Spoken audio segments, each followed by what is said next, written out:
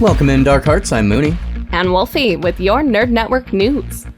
We had to wait almost 5 years for Hazbin Hotel to release, but that pales in comparison for how long the demons in hell had to wait for Alistair and his radio broadcast. We're talking about the Happy Hotel. Oh wait, the Hazbin Hotel, which has hit number 1 around the world on Amazon Prime. The show hits all the feels.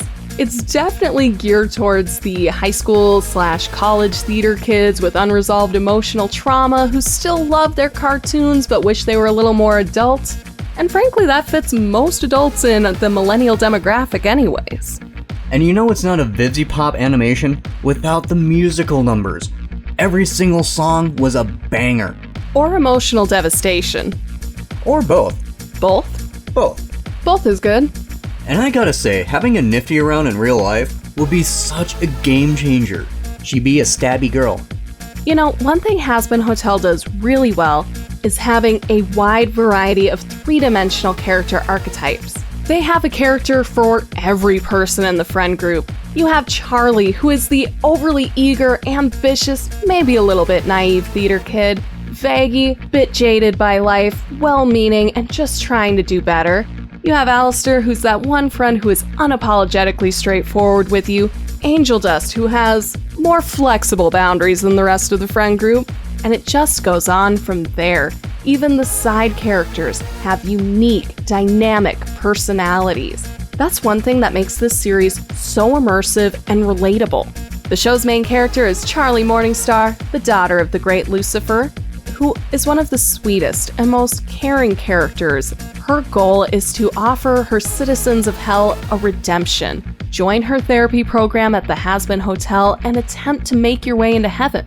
Of course, there wouldn't be a show if it was that simple. There are so many hijinks and roadblocks as the show explores why these characters ended up where they did, and even deeper into the root causes that actual, real people struggle with as they make poor decisions in their own lives.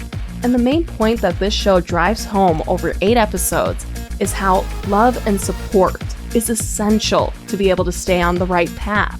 And it's not right to condemn someone when they don't have that very basic resource. I just love the message of this show and how it's portrayed episode after episode and intertwined into all of those different character archetypes.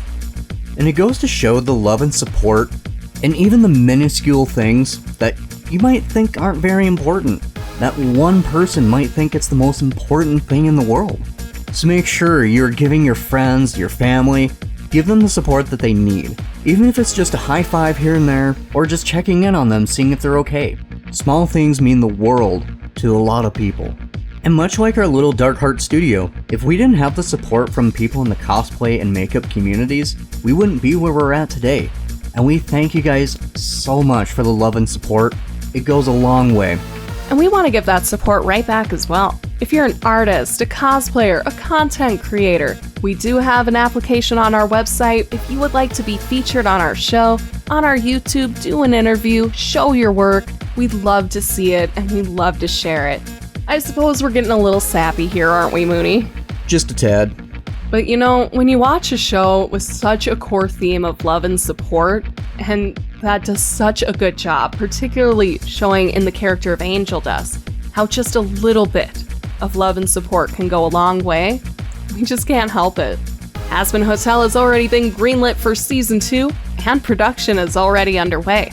And in just under 2 months here, Anime Detour will be hosting many of the voice casts for the companion show Hell of a Boss.